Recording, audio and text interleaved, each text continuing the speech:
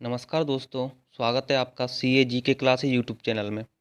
चलिए दोस्तों, static GK के 1000 बनलाना क्वेश्चनों की सीरीज में आज है आपका तीसरा दिन। तो चलिए वीडियो स्टार्ट करने से पहले अगर आपको वीडियो हेल्पफुल लगे तो वीडियो को लाइक ज़रूर कर देना और अपने दोस्तों को शेयर कर देना। अगर आपने हमारे चैनल पर फर्स्ट टाइम विजिट किया है तो चैनल को सब्सक्राइब जरूर कर देना। चलिए स्टार्ट करते हैं। पहला प्रश्न है, हमारी आकाशगंगा का नाम क्या है? तो हमारी आकाशगंगा का नाम है दुर्ग मेखला या मिल्की वे। अगला प्रश्न है, हिंदी भाषा का पहला समाचार पत्र कौन सा था? ये था उद्दंत मार्तंड। अगला प्रश्न है, तुलसीदास कृत रामचरितमानस हिंदी भाषा की किस बोली में लिखी गई थी? ये लिखी गई थी अवधी भाषा में। अगला प्रश्न है, हरियाणा के राजकवि कौन कहलाते हैं? ये कहलाते हैं उदय भानु हंस। अगला प्रश्न है, आधुनिक ओलंपिक खेलों की शुरुआत कब और कहाँ से हुई थी? ये हुई थी एथेंस यूनान 1896 में। अगला प्रश्न है, भारत ने किस खेल में ओलंपिक खेलों में 8 बार स्वर्ण पदक जीता है? ये जीता है हॉकी में। अगला प्रश्न है, ओलंपिक खेलों का आयोजन कितने वर्षों के बाद होता है? ये होता है प्रत्येक 4 वर्षों के बाद। अगला प्रश्न है, अंतर्राष्ट्रीय ओलंपिक समिति का मुख्यालय कहाँ स्थित है? ये स्थित है लूसान स्विट्जरलैंड में। अगला प्रश्न है, सन 2012 में ओलंपिक खेल कहाँ हुए थे? ये हुए थे लंदन में। अगला प्रश्न है, ओलंपिक ध्वज में कितने गोले होते हैं? ये होते हैं 5 गोले। अगला प्रश्न है, सन 2012 के ओलंपिक खेलों में कांस्य पदक जीतने वाली साइना नेहवाल का संबंध किस खेल से है? तो ये है बैडमिंटन से। अगला प्रश्न है, भारत ने ओलंपिक खेलों में पहली बार किस वर्ष भाग लिया था? ये लिया था सन 1900 में। अगला प्रश्न है, ओलंपिक खेलों में पदक जीतने वाली पहली भारतीय महिला खिलाड़ी कौन थे? ये थी कर्णम मल्लेश्वरी। अगला प्रश्न है, बैक टू द वेदास वेदों की ओर लौटो का नारा किसने दिया था? ये दिया था महर्षि दयानंद सरस्वती जी ने। अगला प्रश्न है, प्रसिद्ध झंडा गीत झंडा ऊंचा रहे हमारा की रचना किसने की थी? ये की थी श्यामलाल गुप्त पार्षद के द्वारा। अगला प्रश्न है, पशुओं में मिल्क फीवर बीमारी किसकी कमी के कारण होती है? ये होती है कैल्शियम की कमी के कारण।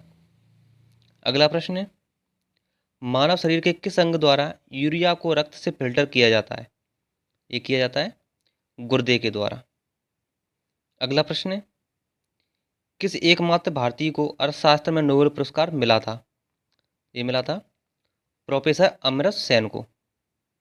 अगला प्रश्न है, भारत उस्ताद बिस्मिल्लाह खां किस वाद्य यंत्र के वादन में विख्यात रहे थे? ये रहे थे शहनाई वादन में।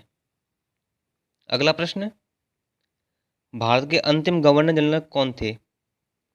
अंतिम गवर्नर जनरल थे सिराज गोपालचारी। अगला प्रश्न है, भिलाई इस्पात संयंत्र का निर्माण किस देश के सहयोग से किया गया था? ये किया गया था रूस के सहयोग से। अगला प्रश्न है, उत्तरी ध्रुव में भारत के अनुसंधान केंद्र का नाम क्या है? तो अनुसंधान का नाम है हिमाद्री। अगला प्रश्न है, विश्व में माउंट एवरेस्ट पर चढ़ने वाली प्रथम महिला कौन थी? ये थी जापान की जुंको तेवई। अगला प्रश्न है, पीलिया किस अंग का रोग है? तो पीलिया है यकृत या लीवर का।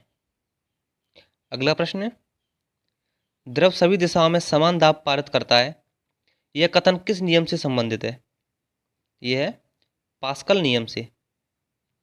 अगला प्रश्न है, क्लोरोफिल का खनिज घटक क्या है? तो क्लोरोफिल का खनिज घटक है मैग्नीशियम। अगला प्रश्न है, एलपीजी गैस में क्या होता है? एलपीजी गैस में होता है ब्यूटेन। अगला प्रश्न है, किसने सर्वप्रथम अशोक के अभिलेखों को पढ़ा था? यह पढ़ा था जेम्स प्रिंसेप के द्वारा। अगला प्रश्न है, किस बौद्ध भिक्षु के प्रभाव में अशोक ने बौद्ध धर्म ग्रहण किया था? ये किया था उपगुप्त के प्रभाव में। अगला प्रश्न है, कौन सा मुगल बादशाह अशिक्षित था? अशिक्षित थे अकबर। अगला प्रश्न है, अमृतसर शहर की स्थापना किसने की थी? ये की थी गुरु रामदास जी के द्वारा। अगला प्रश्न है, गदर पार्टी का संस्थापक कौन था? तो गदर पार्टी के संस्थापक थे लाला हरदयाल। अगला प्रश्न है, सिख इतिहास में लंगर प्रथा किसने शुरू की थी?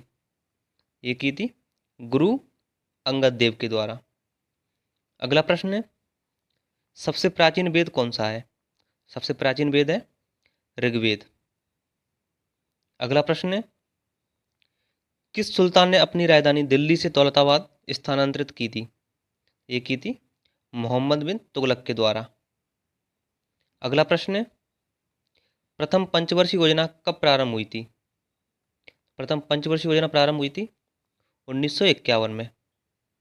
अगला प्रश्न है, चीन यात्री हैंसांग ने किस विश्वविद्यालय में अध्ययन किया था? ये किया था नालंदा विश्वविद्यालय में। अगला प्रश्न है, कौन सा रक्त समूह सर्वदाता कहलाता है? ये कहलाता है रक्त समूह ओ।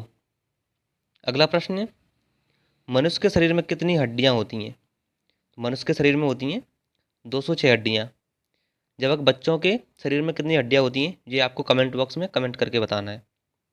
अगला प्रश्न है, सूर्य के प्रकाश से कौन सा विटामिन प्राप्त होता है? ये होता है विटामिन डी। और विटामिन डी की कमी से कौन सा रोग होता है? तो ये होता है रिकेट्स रोग।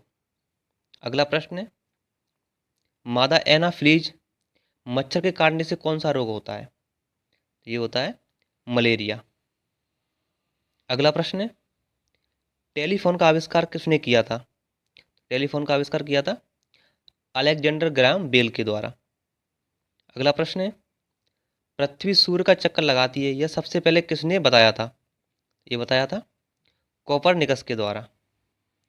अगला प्रश्न है, प्रकाश वर्ष का संबंध किससे है? प्रकाश वर्ष का संबंधित है खगोलीय दूरी मापने से। अगला प्रश्न है, स्वर्ण मंदिर कहाँ स्थित है? स्वर्ण मंदिर स्थित है अमृतसर में। अगला प्रश्न है, चार मीनार कहाँ स्थित है? चार मीनार स्थित है हैदराबाद में। अगला प्रश्न है, कुतुब मीनार कहाँ स्थित है? कुतुब मीनार स्थित है दिल्ली में। अब कुतुब मीनार का निर्माण किसने करवाया था ये आपको कमेंट बॉक्स में कमेंट करके बताना है। अगला प्रश्न है, गेटवे ऑफ इंडिया कहाँ स्थित है? तो गेटवे ऑफ इंडिया स्थित है मुंबई में। अगला प्रश्न है, इंडिया गेट कहाँ स्थित है? तो ये स्थित है नई दिल्ली में। अगला प्रश्न है, ताजमहल कहाँ स्थित है? ये स्थित है आगरा में। ताजमहल किसने बनवाया था और किसकी याद में बना हुआ है? इसका निर्माण कब हुआ था ये आपको कमेंट करके कमेंट बॉक्स में बताना है। चलिए दोस्तों, आज की वीडियो यहीं समाप्त होती है। मिलते हैं अगली वीडियो में। अगर आपको वीडियो अच्छी लगी हो तो वीडियो को लाइक करें और अपने दोस्तों को शेयर करें। अगर आपने हमारे चैनल पर फर्स्ट टाइम विजिट किया है तो हमारे चैनल को सब्सक्राइब करें और बेल आइकन को जरूर प्रेस करें, जिससे आपको नई वीडियो का नोटिफिकेशन तुरंत मिल सके। धन्यवाद दोस्तों।